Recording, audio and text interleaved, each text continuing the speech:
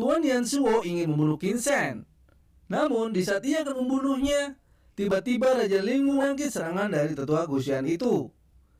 Lalu ayahnya Qin Feng pun datang, yaitu Tuan Qin Marquis. Dan ia sangat marah melihat anaknya Qin Feng mati, dan Tuan Yansuo mengatakan kalau ia yang membunuh anaknya. Dan Tuan Qin Marquis langsung menyerang tetua Guxian itu.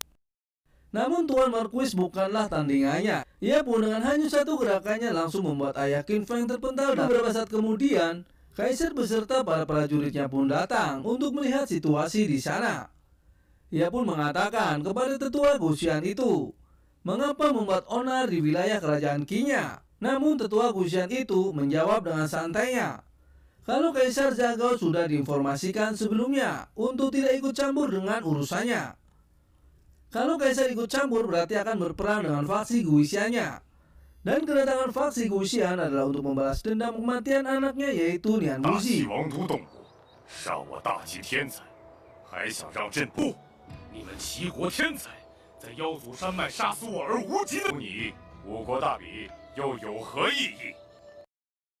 Lalu ia mengatakan kalau ia telah menemukan pembunuh anaknya dan Qin Shen harus mati di tangannya.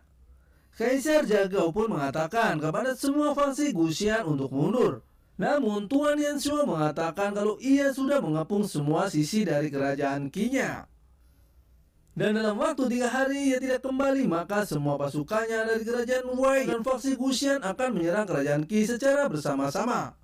Mereka pun semua terkejut mendengar perkataan Tuan Yansuo.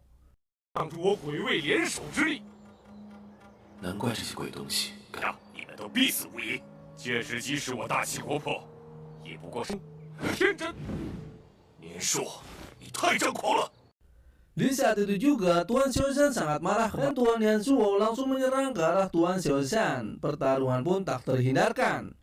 Tuan Xiaoshan pun mengeluarkan kemampuannya, yaitu tebasan 8 amarah dan langsung menghalaunya. Lalu ia juga langsung mengeluarkan kemampuannya, yaitu cakar hantu tanpa bayangan, dan langsung menyerang ke arah Tuan Xiaoshan. Namun Tuan Xiaoshan masih bisa menghalaunya.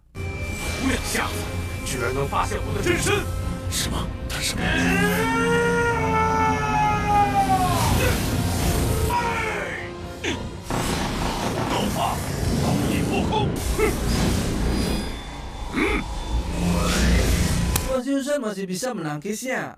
Akan tetapi Tuan Yansuo menertawai serangan Tuan Xiaoshan, dan ia dengan begitu sombongnya mengatakan kalau ia akan mengalahkan Tuan Xiaoshan dengan 3 jurus saja. Raja Lingwu atau Xiaoshan pun langsung mengeluarkan teknik Bloodline Tian yang tingkat 4-nya dan langsung menyerang ke arah Tuan Xie Nianzhou. Tuan Yansuo pun masih bisa menahan serangan Raja Lingwu. Serangan pertama Yansuo pun langsung mengarah ke Raja Lingwu dan membuat Raja Lingwu dipukul olehnya. Jurus yang kedua juga langsung dihadiahkan ke arah Raja Lingwu.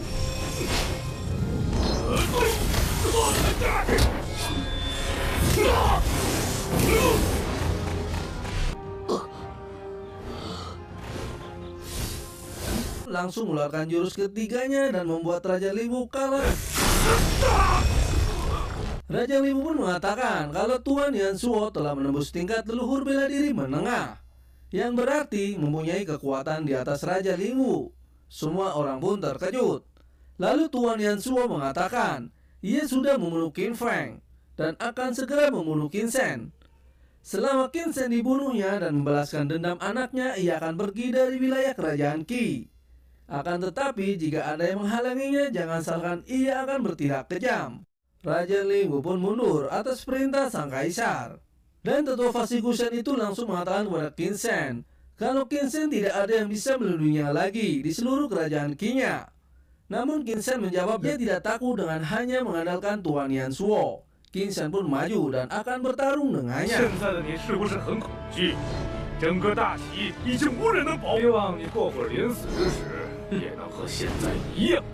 Nyonya Zhou pun mengatakan kepada Tuan Suo untuk membunuh Qin Shen dan membuat Tuan Qin Marquis malu dan meminta pengawalnya untuk membawa pergi Nyonya Zhou.